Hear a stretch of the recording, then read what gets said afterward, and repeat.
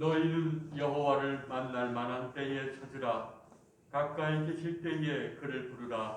악인은 그의 길을, 불의한 자는 그의 생각을 버리고 여호와께로 돌아오라. 그리하면 그가 긍휼히 여기시리라. 우리 하나님께로 돌아오라. 그가 너그럽게 용서하시리로다. 이는 내 생각이 너희의 생각과 다르며 내 길은 너희의 길과 다름이니라. 여호와의 말씀이니라. 이는 하늘이 땅보다 높음 같이 내 길은 너희의 길보다 높으며 내 생각은 너희의 생각보다 높으니라. 이는 비와 눈이 하늘로부터 내려서 그리로 되돌아가지 아니하고 땅을 적셔서 소출이 나게 하며 싹이 나게 하여 파종하는 자에게는 종자를 주며 먹는 자에게는 양식을 줌과 같이 내 입에서 나가는 말도 이와 같이 헛되이 내게로 되돌아오지 아니하고 나의 기뻐하는 뜻을 이루며 내가 보낸 일에 형통하리라. 주님, 살아계신 하나님의 참된 말씀, 우리의 심령을 변화시키는 말씀을 듣기 위하여 우리가 이곳에 모였습니다.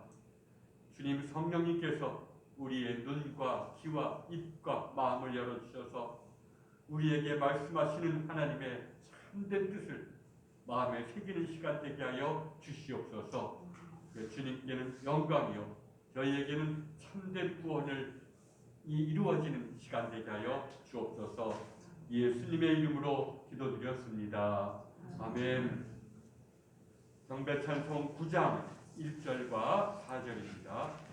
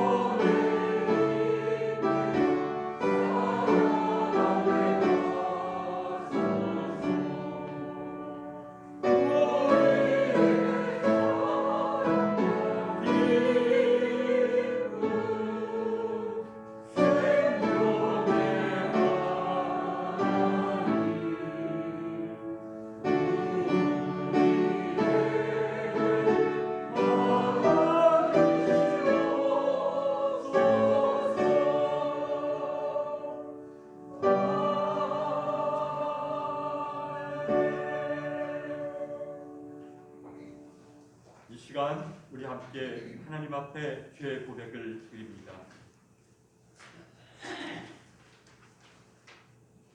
사랑의 하나님, 저희는 때때로 주님의 곁을 떠나 길 잃은 양처럼 방황하여 육신의 욕망에 집착하며 살아왔습니다. 또한 주님의 말씀을 저버리고 빛에 관련된 삶을 살지도 못했습니다. 용서의 하나님, 죄를 고백하고 회개하는 저희의 기도를 들으시고 자비와 긍휼을 베풀어 주옵소서. 우리 주 예수 그리스도 이름으로 기도드립니다. 아멘. 죄사함 받기를 원하는 교우 여러분, 용서하시는 하나님의 말씀을 들으십시오. 만일 우리가 우리 죄를 자백하면 그는 미쁘시고 의로우사 우리 죄를 사하시며 우리를 모든 불의에서 깨끗하게 하실 것이요. 아멘. 교동문 77번입니다.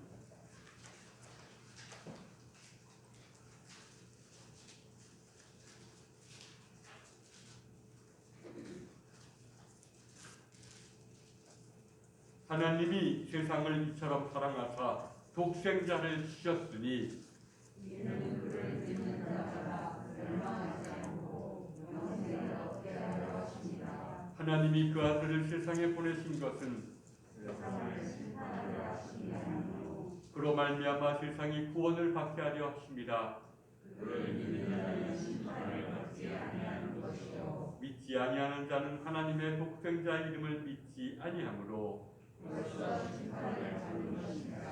그 정죄는 이것이니 곧 빛이 세상에 왔으되 사람들이 자기 행위가 악함으로 이거라 어둠을 더 사랑한 것이니라. 악을 행하는 자마다 빛을 미워하여 빛으로 오지 아니하나니 이는 그 행위가 드러날까 하며 진리를 따르는 자는 빛으로 오나니 이는 그 행위가 하나님 안에서 행한 것을 나타내려 함이라 하시니라. 아멘. 송영 4장으로 송영하겠습니다.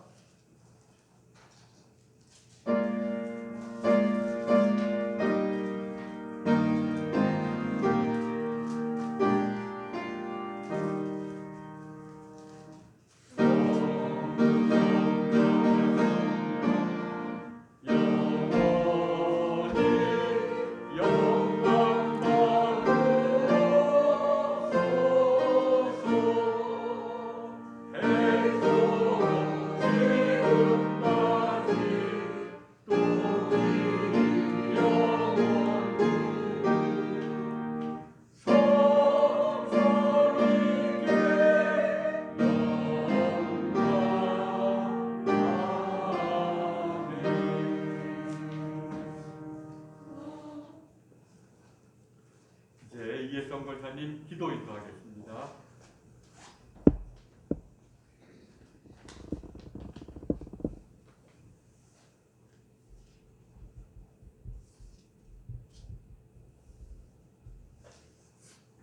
참 좋으신 하나님 아버지, 주일 아침 주님의 성전에서 주일 예배를 드릴 수 있는 은혜를 저희에게 허락하시며 감사를 드립니다.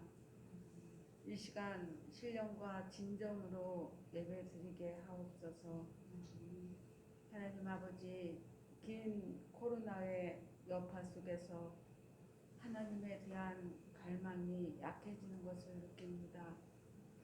한 주 동안 살아가면서 주님을 더욱 갈망하지 못하고 두려움과 걱정으로 일관했음을 고백합니다. 저희를 불쌍히 여겨 주옵소서. 하나님 아버지, 간절히 기도합니다. 믿음의 열정이 식은 곳에 열기가 회복되게 하시고, 기도의 능력을 잃은 곳에 기도의 은혜가 회복되게 하옵시며, 상처로 아파하는 곳에 치유하게 하옵소서. 하나님 아버지, 3월에 있을 대선에서 이 나라에 꼭 필요한 사람이 대통령으로 선출되도록 도와주옵소서. 추위와 물질의 궁핍함 가운데 있는 교우들, 건강 문제로 힘들어하는 교우, 진로의 문제로 기도하는 교우, 주님의 귀한 능력의 손을 내밀어 주셔서 회복시켜 주시고, 사업장과 직장 이외 하나님의 은총이 충만하게 하옵소서. 이 시간 말씀을 전하실 목사님께 성령께서 함께 하시어 전하는 자나 듣는 자들이 하나 되어 하나님의 음성을 듣는 귀한 시간 되게 하옵소서. 예배의 시종을 주님께 의탁하오며 예수 그리스도의 이름으로 기도드렸습니다. 아멘. 아멘. 찬송가 95장 1절과 5절입니다.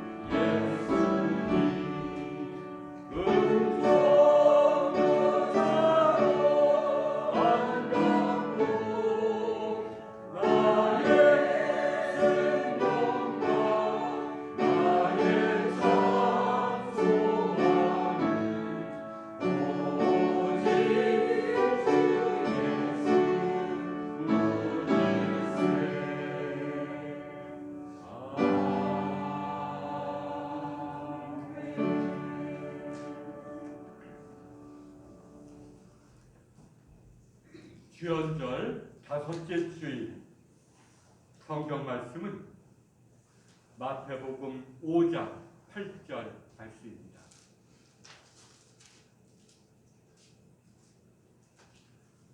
제가 봉독하겠습니다.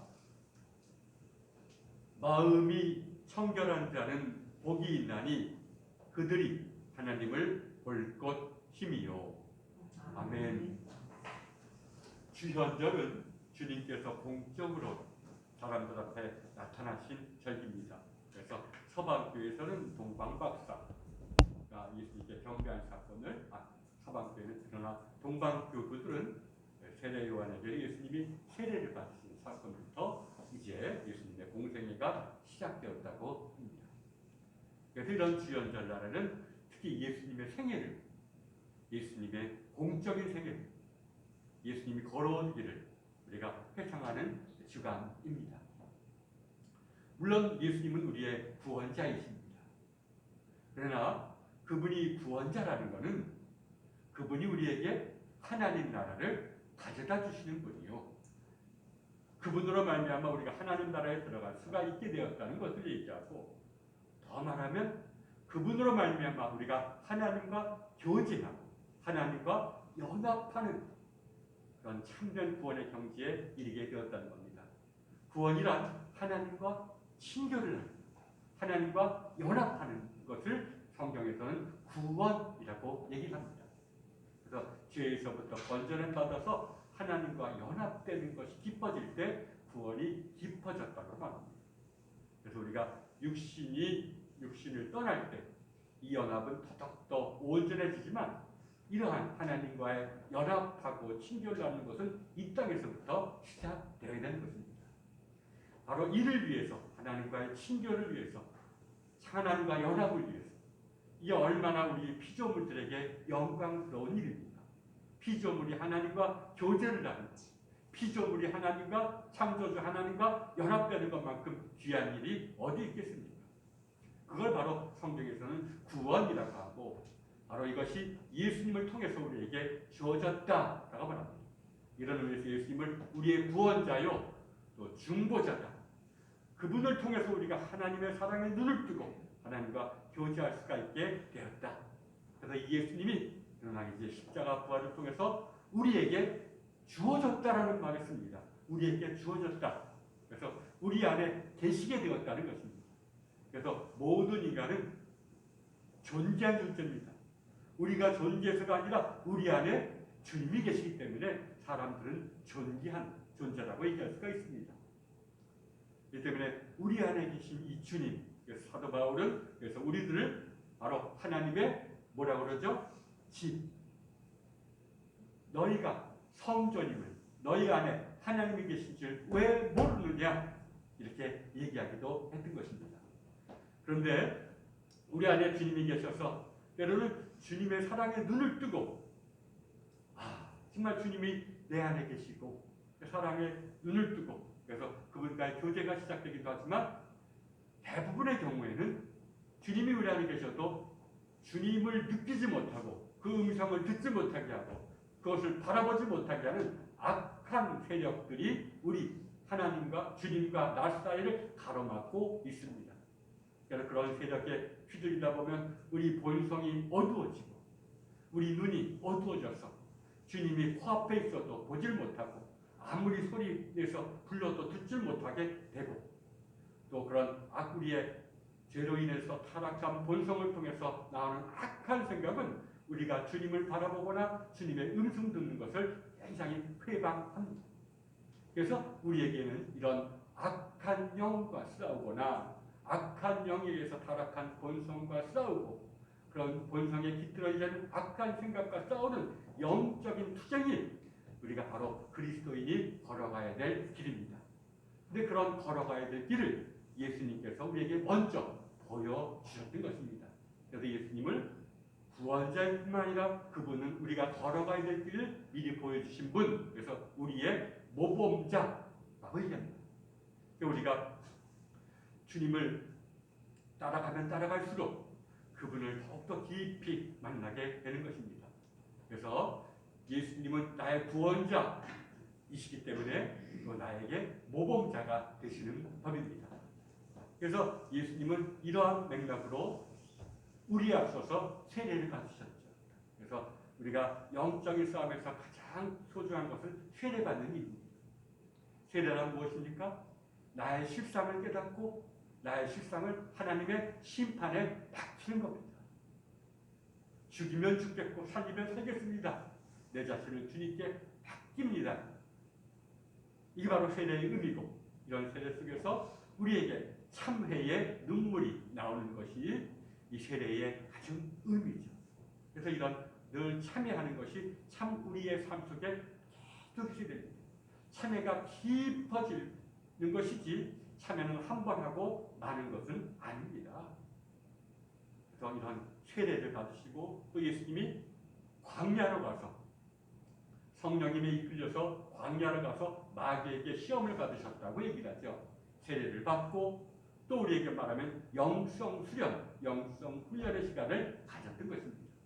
그 영성 훈련이라는 것은 성령님의 인도하심 속에서 내 안에 있는 마귀들, 내 안에 있는 악한 세력들, 어둠의 세력들을 바라보는 데 있습니다. 그걸 바라보고 여기에 휘둘리지 않고 이것이 사라지도록 주님께 기도하는 이런 영성 훈련을 했던 것입니다.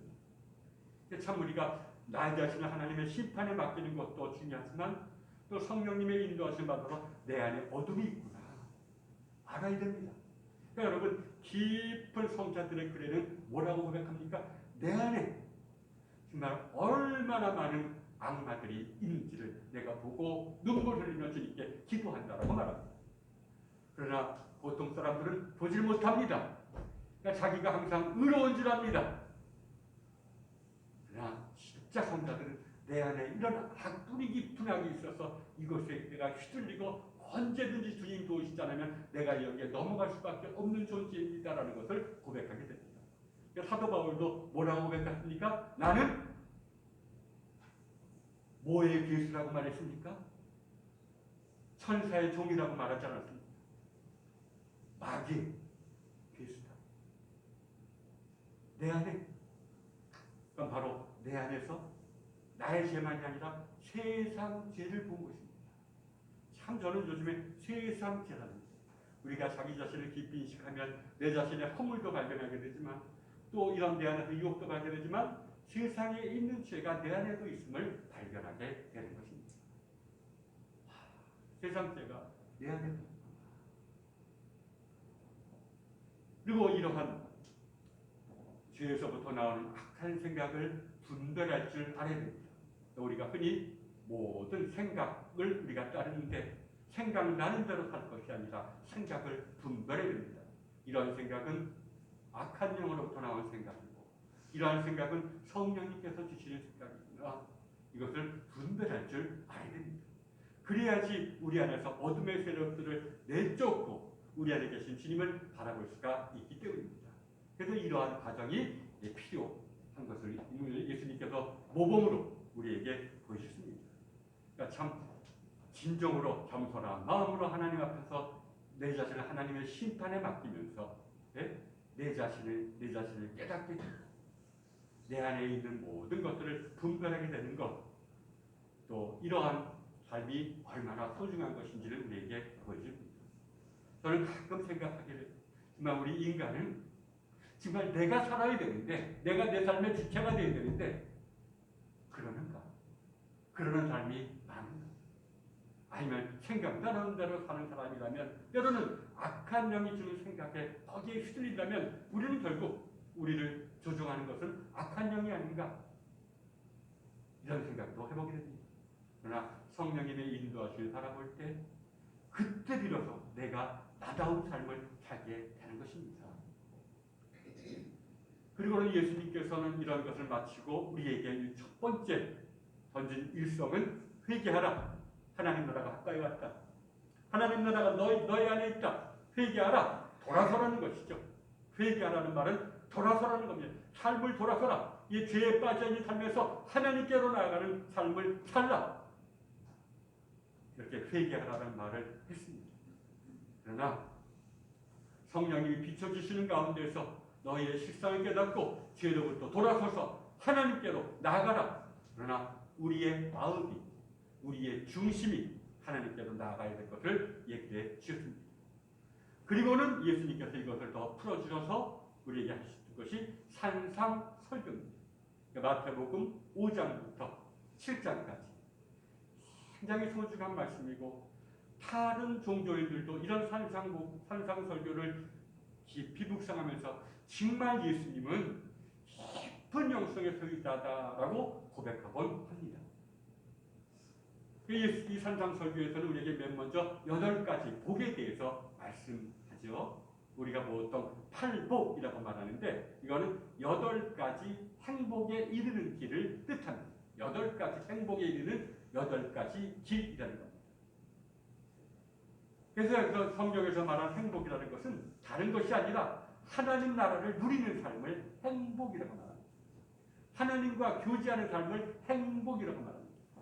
사실 행복이란 뭡니까? 하나님의 사랑에 눈을 뜨고 하나님을 사랑하는 것이 행복입니다. 하나님과 사랑의 교제를 나누는 것만큼 행복한 일이 어디 있겠습니까? 이러한 하나님과 사랑의 친교를 나누는 삶을 예수님께서 풀어주십니다. 왜? 이 하나님은 보이는 분도 아니요, 피조물도 아니요, 우리 인간도 아닌데 이러한 우리와는 전적으로 다른 분과 우리가 교제를 나누는 것이 어떠한 삶이냐? 우리가 도달해야 되고 우리가 바라봐야 될 우리 삶의 목표지만 그러나 신비로운 삶이기 때문에 예수님께서 풀어주셨습니다. 하나님과 교제하는 삶을 8가지. 그 첫 번째가 뭡니까? 심령이 가난한 자, 정말 마음이 겸손한 자, 이 자는 이미 하나님과 교제하고 있다는 겁니다. 그러니까 우리가 행복을 향해 나가려면 겸손을 향해서 나가야 된다는 겁니다. 겸손이 곧 행복이 됩니다. 내가 아무것도 아니요, 주님의 도우심이 없으면 나는 아무것도 아닙니다 라는 것을 깨달을 때 그때 이 사람에게 주어지는 게 뭡니까? 행복입니다. 주님의 사랑에 눈을 뜨게 되고 주님을 사랑하게 되는 도로는 행복이라는 겁니다. 그리고는 또한 이것을 또 다르게 애통하는 자, 통해의 눈물 흘리는 자, 이 자가 행복한 자라는 겁니다. 그러니까 교부들의 말을 보면 항상 눈물의 은사를 구하라고 합니다. 통해하는 자, 애통하는 자, 이 자는 이미 하나님과 교제하고 있기 때문에 통해의 눈물을 흘리는 것입니다. 이 알려주시는 겁니다. 그리고는 온유한 자, 성경에서 온유한 자라는 것은 늘 순종하는 자입니다. 늘 하나님에게 순종하는 자입니다. 자기 뜻을 주장하는 자가 아닙니다. 그렇기 때문에 순종하는 자는 온유한 자가 될 수밖에 없는 것입니다. 그리고는 의에 줄이고 목마른 자, 여기서 의라는 것은 하나님의 뜻을 얘기합니다. 늘 하나님의 뜻을 찾는 자, 늘 하나님을 찾는 자, 이 자는 이미 하나님과 교제하고 있다는 증거입니다. 또 긍휼히 여기는 자, 불쌍히 여기는 자, 자비로운 눈을 가지는 자, 자비로운 손을 가진 자, 이 자도 이미 하나님과 교제하고 있는 사람이라는 겁니다. 그렇습니다. 남을 늘 긍휼히 여길 때, 남을 불쌍히 여길 때, 나와 무관한 사람이라도 불쌍한 사람을 보면 불쌍히 여길 줄 아는 것이 주님과 교제하고 있다는 증거라는 것입니다. 우리가 바로 도달해야 될 삶의 목적이 바로 여기 있다는 겁니다. 또한 마음이 청결한 자, 마음이 깨끗한 자, 또 화평하게 하는 자, 마음에 평강이 있으니 사람들 사이에 불화와 사람들 사이에 갈등을 바라보고 내가 평화에 도우고 나서는 자, 이 자가 이미 하나님과 교제하고 있다는, 구원에 도달했다는 증거라는 것입니다. 그리고는 의를 위하여 박해를 받은 자, 선을 행하다가 당하는 시련을 묵묵히 견디는 자, 이게 바로 하나님과 교제하고 있다는 증거라는 것입니다. 이렇게 하나님과 교제하는 삶의 어떤 구체적인 특성을 예수님이 이렇게 8가지로 우리에게 보여주었습니다. 이것을 고대교회 교부들은 하나로 해서 마음이 청결한 자로 요약했습니다. 그 당시에 그리스 사상의 어떤 영향을 받아서 우리가 하나님과 교제하고 있다는 증거는 무엇이냐? 하나님과 연합되어 있다는 증거는 무엇이냐? 마음이 정화된 상태. 그러나 마음이 정화될 때 우리는 자비로워지고 마음의 평강이 찾아오고 특히 겸손해질 수밖에 없고 시련 속에서 좌절하지 않고 시련 속에서 인내로서 시련을 견디게 된다고 얘기합니다. 이러한 존재는 이미 어떤 자신의 이기적인 본성으로부터 해방된 존재입니다. 그렇기 때문에 하나님의 사랑에 눈을 뜨고 하나님과 교제하는 자입니다. 그러나 이러한 사람은 자기에게만 그치는 것이 아니라 주님의 말씀에 의하면 세상의 소금과 빛이 된다고 말합니다. 우리가 이런 존재가 되면 세상을 위한 존재가 됩니다. 다른 사람을 위한 존재가 됩니다. 왜? 우리의 삶을 통해서 하나님의 빛을 드러내주기 때문에. 너희들도 이기적인 삶에서부터 이기적인 삶을 뚫고 나와서 정말 이타적인 삶으로 나오라는 메시지를 보내주기 때문에, 그러한 주님의 빛을 보여주기 때문에 세상의 소금과 빛의 역할을 한다는 것입니다. 예수님은 때로는 말보다 삶이 복음을 전하는 도구가 된다는 것을 얘기해 주셨습니다. 참 우리가 마음이 청결한 자가 되고 누굴 긍휼히 여기는 자가 되고 또 시련 속에서 인내하는 자가 된다면 이걸 통해서 빛이, 하나님의 은혜가 다른 사람에게 전달돼서 그로 하여금 하나님의 사랑에 눈을 뜨게 만든다는 것입니다. 우리에게는 이러한 열망이 있어야 됩니다. 간절히 바라는 것이 있어야 됩니다. 그 간절히 바라는 건 뭡니까? 하나님을 간절히 바란다면 하나님 나로 하여금 겸손케 하옵소서, 내 마음을 정화시켜 주옵소서, 나로 하여금 늘 긍휼히 여기는 불쌍히 여기는 눈을 주옵소서, 나를 평화의 도구로 세워주옵소서, 이런 갈망이 있어야 된다는 겁니다. 이게 바로 우리의 소망이 되게 되고 우리가 바로 이루어야 될 갈망이 되어야 되고 매일매일 이런 목표를 향해서 매일매일 조금씩 더 가까이 나아가야 되는 것입니다. 이게 바로 주님께서 우리에게 말씀하신 것입니다. 그런데 이에 이르기 위해서는 우리가 돌아서야 됩니다. 여러분, 마음이 깨끗해지기 위해서는 외적인 행동이 있어야 됩니다. 외적인 행동을 통해서만 내적인 마음이 깨끗해지는 겁니다.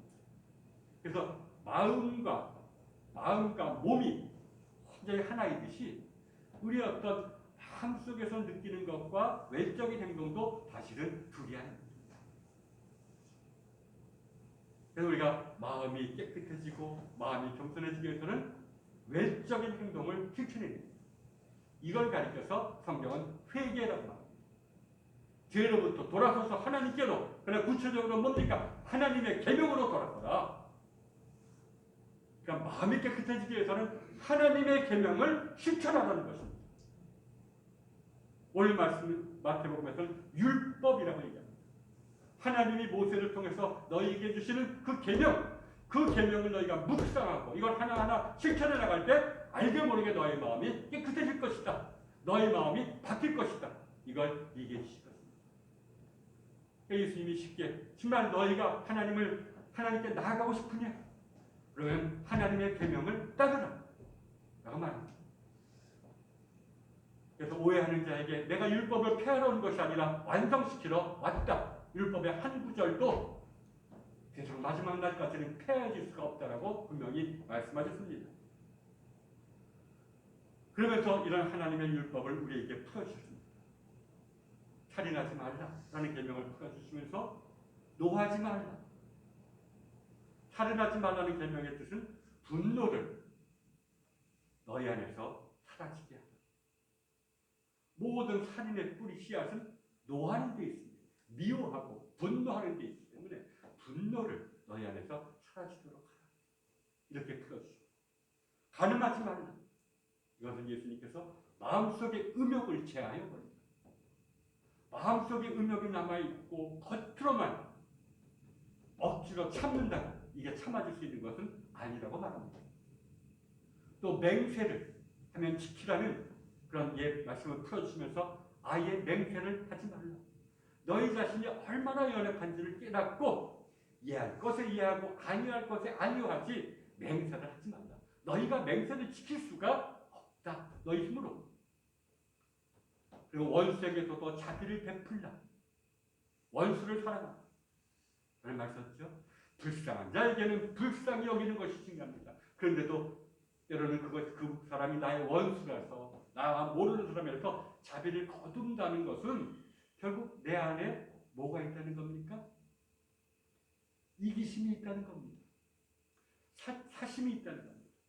우리가 사심 없이 자비를 베푸는 것이 하나님의 뜻이라면 우리가 온전한 사랑을 이루기 위해서는 원수를 사랑하고 이를 위해서는 내 안에 사적인 마음, 나와 연관된 사람을 먼저 사랑하려는 마음, 이것도 제하여 버려야 된다고 말합니다. 또 구제 하나님의 계명이죠. 그러나 오른손이 하는 것을 왼손이 모르고 남에게 보이지 않게 남의 인정받으려고 하지 마. 또 기도도 마찬가지죠. 골방에 들어가서 은밀히 보시는 하나님 앞에 기도하라. 그러면서 마음속으로 들어가서 기도하는 거예요. 마음속 골방. 온갖 잡음도 없고 소음도 없고 우리를 흔드는 마음도 없는 그건 고요한 마음의 골방 속에 들어가서 기도하라. 그리고 하나님과 재물을 겸하여 섬기지 못하리라. 마음속에 탐욕을 제하여 버리지 않는 한 하나님을 온전히 섬길 수가 없다는 것을 얘기해 줍니다. 또한 염려하지 말라. 요즘 같은 때 이 말씀 염려하지 말라. 내일 일은 내일 염려할 것이요. 염려하지 말라. 또 정죄하지 말라. 하나님께 구하라. 그리고 좁은 문으로 들어가라. 그러나 마지막으로 나의 이 말을 듣고 행하는 자가 비로소 반석 위에 승자다 라고 말합니다. 이렇게 풀어주면서 두 가지를 얘기합니다. 그래, 하나님의 계명을 지키기 위해서는 먼저 내가 내 마음을 돌아봐야 된다. 내가 내 마음을 살피지 않고 내 마음속에 있는 악한 생각들을 방치하면서 내가 하나님의 계명을 문자적으로 지킬 때는 더 큰 문제가 일어난 것을 예수님께서는 아신 것입니다. 그래서 계명을 풀어주면서 먼저 너희 마음을 살피라. 너희 마음속에 분노가 있느냐? 너희 마음속에 음란이 있느냐? 너희 마음속에 염려가 있느냐? 그러면 먼저 이것을 깨닫고 주님께 맡기든지 해서 이 생각이 사라지게 해야지 너희가 온전히 하나님의 계명을 지킬 수가, 하나님의 계명을 따를 수가 있다는 것입니다. 여러분, 바리새인들이 그렇습니다. 마음을 살피지 않고 하나님의 계명을 문자적으로 정말 지키려고 할 때 그들의 마음속에서는 미움과 분노가 충만해져가지고 오히려 이런 분노가 다른 곳으로 방출되고 했습니다. 심리학자들도 얘기합니다. 그래서 마음의 문제를 내버려두고 억지로 겉으로 윤리적으로 사는 사람이 사실 속에서 언제 폭발할지 모른다는 겁니다. 그 분노가. 그래서 항상 하나님의 계명은 마음을 먼저 살피는 데서부터 시작됩니다. 마음속에 있는 악한 생각을 보고 겸손히 주님께 기도할 때 우리가 하나님의 계명을 지킬 수가 있지. 그렇지 않으면 우리는 하나님의 계명을 헛되이 지키고 오히려 거룩한 하나님의 계명을 우리를 파괴하는 것으로 만들 수가 있다고 바울은 경고하고 있습니다. 그러나 또한 예수님은 행위의 열매를 맺지 못하는 마음은 모래 위에 세운 집 같다라고 말합니다. 늘 마음속에 있는 악한 생각과 싸우면서 그래 이것이 주님의 뜻이구나라는 것을 깨달았지만 순종하지 않는 자도 결국은 모래 위에 집을 세운 자 같다는 겁니다. 그 성경은 이에 대한 대표적인 예가 부자 청년입니다. 예수님과 대화하면서 자기 자신을 깨닫습니다. 그리고 무엇이 하나님의 뜻인 줄 압니다. 그러나 순종하지 못했습니다. 그러니까 예수님이 안타까운 마음으로 바라보셨죠. 여러분, 예수님이 이런 하나님의 계명을 풀어주면서 우리에게 첫 번째 말씀하시는 것은 우리의 몸과 마음은 연관되어 있습니다. 몸 따로 마음 따로는 없습니다. 몸이 아프면 마음도 아픕니다. 마음 아프면 몸도 아픕니다. 또 마찬가지 우리가 마음을 성찰하는 것과 외적으로 실천하는 것, 외적으로 선을 실천하는 것, 외적으로 순종하는 것, 이것도 둘이 아닙니다. 나는 마음만 바라볼래 순종하지 않을래 마음도 무너집니다. 나는 마음을 안 바라보고 외적인 계명을 율법주의자들처럼 계속 행하다 보면 결국은 하나님의 계명을 실천하는 것이 아니라 오히려 나도 모르게 나의 뜻을 내가 행하고 있음을 바라보게 되는 것입니다. 그래서 늘 형제들은 우리가 사랑에는 외적인 사랑에는 항상 내적인 기도가 동반되어 있습니다. 사랑하면서 자기 마음을 살피지 않으면 안 됩니다. 아, 내가 내 힘으로 사랑할 수 없습니다. 주님께 기도.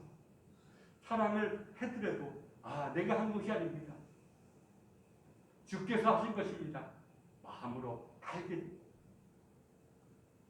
그러니까 기도는 항상 사랑의 열매를 맺을 때 바로 그 기도가 온전한 반석 위에 세워지는 것입니다. 예수님께서는 마음과 몸이 얼마나 깊이 연관되어 있는지 또 우리가 사랑의 행위와 내적인 기도가 얼마나 깊이 연관되어 있는지를 우리에게 보여줍니다. 그리고 산상설교는 우리에게 또 한 가지를 말합니다. 선을 행하다가 당하는 시련을 기뻐하게 받아들이라는 겁니다. 선을 행하다가 낙심하지 마시오. 또 예수님의 가르침을 따르며 살다가 당하는 박해를 두려워하지 마십시오. 이것이 바로 복이라는 겁니다. 선을 행하다가 당하는 시련을 두려워하지 말고 오히려 감사하게 하나님이 나를 위한 선물로 받아들이라는 것입니다. 이것을 예수님께서는 얘기를 해주셨습니다. 얼마나 지혜로운 말씀이 아닌지 모릅니다. 우리가 기독교의 그런 2세기부터 5세기까지의 초기 그리스도인들과 또 많은 교부들과 그런 어떤 영성가들은 이러한 말씀에 의지해서 그래 나를 구원하신 예수님을 내 안에 계신 주님을 내가 발견하기 위해서 내가 악과 싸우는 길을 바로 정화론이라는 말로 표현했습니다. 내가 내 마음을 깨끗이 하는 길, 성령님의 도움을 받아서 내 마음을 깨끗이 해서 내 안에 계신 주님을 바라보는 길, 이것을 이런 산상설계에 의지해서 세 가지로 나눕니다. 첫 번째는 나의 마음. 여러분, 우리가 마음이란 말을 하지만 구체적으로는 모릅니다. 참 신비로운 것입니다. 마음의 지체들만 느낄 뿐입니다. 감각을 느끼고, 그렇죠? 또 감정을 느끼고, 우리에게 의지가 있는 걸 느끼고, 지성이 있는 걸 느끼고, 또 우리에게는 상상력과 기억이 있는 것을 느끼죠.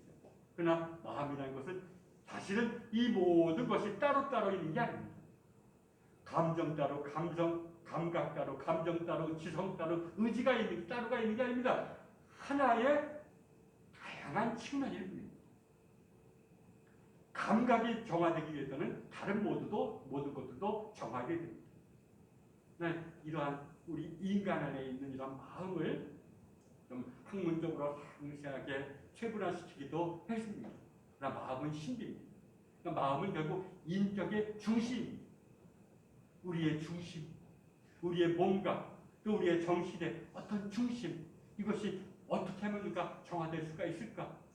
주님 말씀에 따라서 그래, 그러면 죄로 인해서 왜곡되어 버린 내 본성과 싸우자. 그럼 어떻게 되는데? 절제하지. 참 우리가 절제가 우리가 취약하죠. 근데 우리가 예를 들어서 커피도 내가 먹는 커피 먹으면 다른 커피도 못 마십니다. 감각이 무언가에 중독됩니다. 그럼 그 감각에 느끼는 맛도 이상해지고 거기에 따라서 감정과 모두 조금씩 영향을 받습니다. 우리 인간이 그렇습니다. 그러니까 절제하지. 특히 먹는 것에서 절제하지. 때로는 금식하지. 때로는 정신적으로 참 이 안에 받은 스트레스를 사람들이 뭘로 해소하려고 합니까? 말로 해소하려고 합니다. 그래서 몇몇 정신과들은 마음속에 있는 울분들을 말로 표현할 때 마음의 카타르시스, 마음의 정화가 나타난다고 말합니다. 그건 세상적인 방식입니다.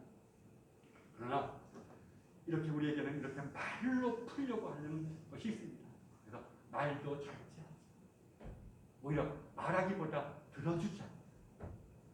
특히 금식과 경청, 이걸 우리에게 절제 삶으로 제시해 줬습니다. 이거는 모든 그리스도인들이 참 내 본성과 싸우는 길로 제시해 줬던 것입니다.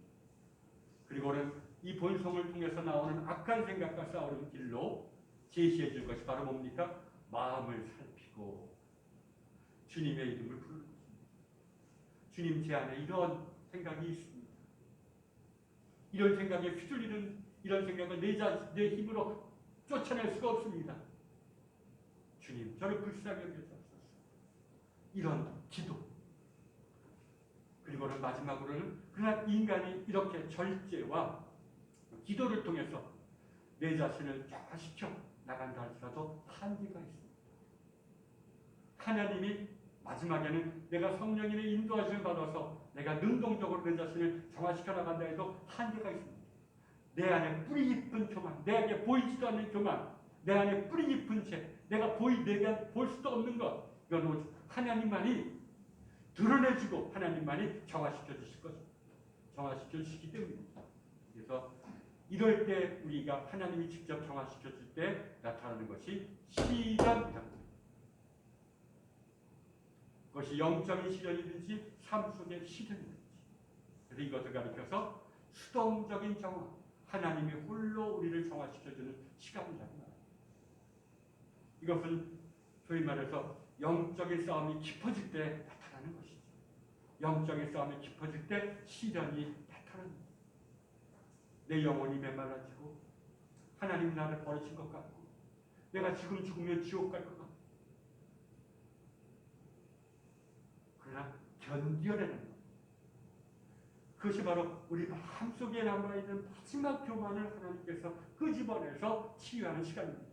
또 삶 속의 시련도 마찬가지입니다. 선한 일을 행하다 당하는 고난, 이건 바로 하나님이 뭔가 나의 삶을 통해서 뭔가 우리를 정화시켜서 뭔가를 이루시려고 하는 시간입니다. 그래서 우리가 참된 영성의 시간은 절제하고 또 때로는 기도하는 것도 중요하지만 고난의 때에 인내하는 것, 이것을 굉장히 강조했습니다. 성경은 말합니다. 고난이 내게 유익이다. 그러나 오늘 우리들은 믿음 생활하면서 우리의 삶 속에 시련과 고난이 없게 되기를 바랍니다. 그렇죠? 이거는 한동안 19세기, 20세기에 많은 또 몇몇 분사들이 믿음의 너무 밝은 면만을 강조해서 그렇습니다. 이걸 가리켜서 어떤 목회자는 이걸 갖다가 태양의 영성이라고 말합니다. 내 삶 속에서는 어둠이 없다. 항상 밝다. 내 삶 속에서는 모든 것이 잘 될 것이다. 형통할 것이다. 우리 그런 말 들어보죠. 믿으면 영혼도 잘 되고 범사에 잘 되고 건강도 되찾고 모두 잘 되고 이것이 성경의 가르침입니까? 그렇지 않습니다. 성경은 오히려 고난과 시련을 하나님이 정화시켜주는 시간, 우리가 인내함으로써 받아들여야 되는 시간이라고 얘기를 하지 않습니까? 그래서 십자가의 성요한이라는 사람이 누구든지 하나님과 교제하기 위해서는 영혼의 어두운 밤을 거쳐야 된다. 그레고리우스라는 교부들도 그 어둠을 거치는 자만이 하나님을 볼 수가 있다라고 얘기를 합니다. 그러니까 시련을 두려워하지 말라. 시련 당할 때 처음에는 화도 나갔지만 겸손히 나를 위한, 내가 할 수 없고 하나님이 나를 위해서 무언가를 해주시는 시간으로 받아들이라는 것입니다. 사실 여러분, 성경에서 하루는 언제 시작됩니까? 저녁이 되면 아침이 되니 저녁부터 시작합니다. 밤이라는 것은 무엇을 의미합니까? 우리가 아무것도 보지 못하고 우리가 아무것도 할 수 없는 시간을 얘기합니다. 바로 그 시간이 하나님이 일하시는 시간이라는 것입니다. 여러분, 이 아침과 낮에는 인간이 능동적으로 움직여서 내가 세상의 주인인 줄 착각합니다. 그러나 하나님은 우리가 어두워서 움직이지 못하고 아무것도 없고 주님께 맡길 때 그때 비로소 일하십니다. 우리가 잘 때 하나님은 일하십니다. 또 우리가 아침에 눈을 뜨고 하루를 시작하는 것은 하나님께서 먼저 모든 것을 정리해 주셨기 때문에 우리가 일어나서 일할 수 있고 뭘까 할 수가 있는 것입니다. 영혼의 어두운 밤이야말로 우리를 무너뜨리는 것이 아니라 어둠을 통해서 일하시는 하나님의 역사를 드러냅니다. 우리 안에 숨겨진 교만과 우리 안에 숨겨진 죄를 드러내고 정화시켜 준 다음에 우리를 당신께로 더 깊이 인도하시는 겁니다. 시련의 때 성경에서 얼마나 많이 이런 얘기를 합니다. 인내는 성령의 일입니다. 내게는 고난이 유익이다. 그래서 이런 세 가지를 얘기해 주었던 것입니다. 오늘 이 말씀을 되돌아보고 우리가 해야 될 것은, 그래, 먼저 열망을 가져야 됩니다. 그래, 난 예수님께서 말씀하신 팔복, 이것이 나의 삶의 목적이다. 내 삶 속에 이런 것이 이루어지기를 간절히 원합니다라는 열망이 있어야 됩니다. 하나님이 우리에게 주시고자 하는 것을 우리는 왜? 그러한 삶이 바로 하나님과 교제하는 삶이기 때문에 겸손해져야지, 온유해져야지, 자비로워져야지, 내가 고난 속에서 박해를 받는다 할지라도 내가 기뻐하며 인내해야지. 이것이 나의 삶의 목적이 됩니다. 이를 위해서 우리가 해야 될 것은 바로 성경 묵상입니다. 율법 묵상입니다. 예수님께서 우리에게 보내 보이셨듯이 우리도 성령님의 도움을 받아서 하나님이 우리에게 주신 율법들, 특히 십계명들을 매일매일 묵상합니다. 그래서 우리가 묵상하면서 그 결과가 예수님께서 풀어주신 것과 일치하자면 그대로 따르는 것이 우리의 삶인 것입니다. 물론 성경 묵상은 성령님의 도우심을 받아야 이루어지기 때문에 성경을 묵상하기 전에 절제가 필요합니다. 금식이 힘들다면 침묵의 시간을 가지고 성경 묵상을 해야 됩니다. 어렴풋이나마 성령님이 나를 인도하시는 것을 깨닫고 성경을 열어야 됩니다. 매일 오늘은 1계명, 2계명을 읽고 소리 없이 읽고, 그래서 그 말씀이 마음에 와닿을 때까지, 그 말씀이 마음에 와닿을 때 마음이 뜨거워지거나 뭔가 깨닫게 되거나 눈물이 나오게 되거나 합니다. 그럼 바로 성경은 이런 율법을 통해서 하나님, 살아계신 하나님의 뜻이 내 마음에 건드렸다는 겁니다. 그럴 때 기도하는 거죠. 또 기도 속에서 구체적으로 내가 행해야 될 바를 깨닫게 되는 것.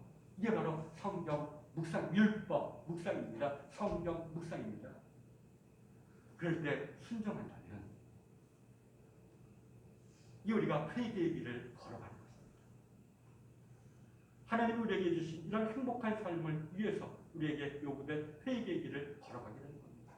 매일 율법 묵상을, 십계명 묵상을 참 우리가 진지하게만 한다면 때로는 우리에게 겸손해질 수가 있고, 때로는 마음의 평강이 올 수가 있고, 그래 내가 평화의 도구가 되고 그 충동을 갖게 되고 모든 사람이 불쌍히 여기실 때가 있는 것입니다. 하나님, 우리 안에 계신 주님을 내 마음이 바라본 순간이죠. 근데 그것이 끝이 아닙니다. 앞서 예수님께서 말씀하신 대로 우리가 영혼의 어두운 밤을 거쳐야 되는 것입니다. 이것은 아무 때나 주어지는 것이 아닙니다. 하나님께서 우리의 삶 속에 외적으로나 내적으로 시련을 주실 때, 선을 행했는데 내가 고난을 받을 때 오히려 감사하게 받아들여야 됩니다. 그곳에서 나는 가만히 하나님이 어떻게 일하시고 어떻게 이루어지는지를 매일 바라만 볼 수 있다면 우리는 정말 마음이 깨끗해서 마음이 하나님을 느끼고 하나님의 사랑을 깨닫게 되는 참된 구원의 경지에 이르게 될 것입니다. 아무쪼록 하나님이 우리에게 주신 그 율법을, 계명을 우리가 매일 묵상하면서 순종하는 여러분이 되기를 바랍니다. 시련은 하나님이 주시는 것입니다. 우리가 달라고 해서 주는 것이 아닙니다. 때가 된 사람에게 주시는 것입니다. 너희가 이제 이만큼 정화했으니 이제 내가 너희가 할 수 없는 것을 내가 정화하리라. 그래서 이루어지는 것입니다.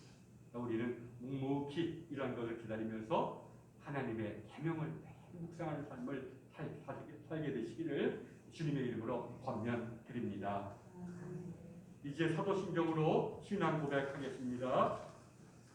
전능하사 천지를 만드신 하나님 아버지를 내가 믿사오며 그 외아들 우리 주 예수 그리스도를 믿사오니 이는 성령으로 잉태하사 동정녀 마리아에게 나시고 본디오 빌라도에게 고난을 받으사 십자가 못 박혀 죽으시고 장사 4일 만에 죽은 자 가운데서 다시 살아나시며 하늘에 오르사 전능하신 하나님 우편에 앉아 계시다가 저리로서 산 자와 죽은 자를 심판하러 오십니다. 성령을 믿사오며 거룩한 공예와 성도와 서로 교통하는 것과 죄를 사주시는 것과 몸이 다시 사는 것과 영원히 사는 것을 믿사옵나이다. 아멘. 216장 1절과 마지막 절 찬송하면서 봉헌합니다.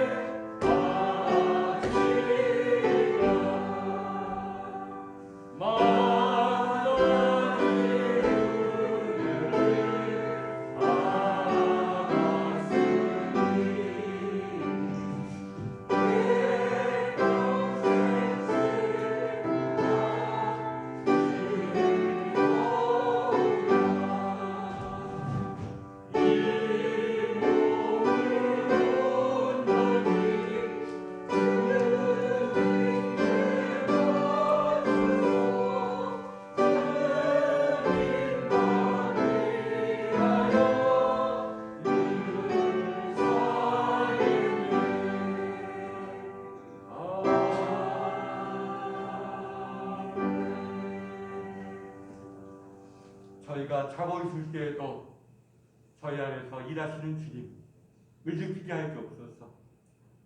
저희가 태어나기도 전에 우리를 위해서 우리의 삶을 계획하시고 인도하셨던 주님을 느끼게 하여 주옵소서. 부족하고도 부족하지만 너무도 부족한 저희들의 감사를 그래도 주님께서 받아주셔서 주님 안에서 저희들의 감사와 마음이 매일매일 깊어지게 하여 주옵소서. 예수님의 이름으로 기도했습니다. 아멘. 교회 소식 알려드리겠습니다.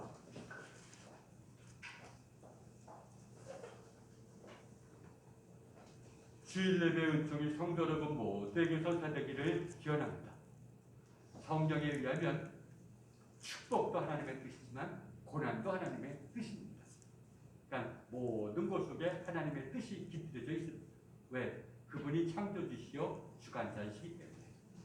때는 우리가 매사에 가장 불안하고 염려 속에서 자살하려고 할때라도 한 번 더 마음을 돌이켜서 주님께 기도하면서 그 속에 깃든 모든 것을 헤아려서 참 우리 이 고난의 때, 시련의 때를 참 잘 견뎌나가서 우리 주변의 사람들에게 빛이 되어주시기를 바랍니다. 주연절 후 넷째 주일 성서일과 다섯째 주일 성서일과 합니다. 성경 본문은 맞습니다. 그리고 20일 날 2월 20일 날 만족교회에서 안산동 지방회가 있습니다. 아마 이번에도 목회자만 참석해야 될 것 같습니다. 자, 이제 다 일어나셔서 찬송가 360장 1절과 마지막 절 부르신 후에 축도라이를 마칩니다.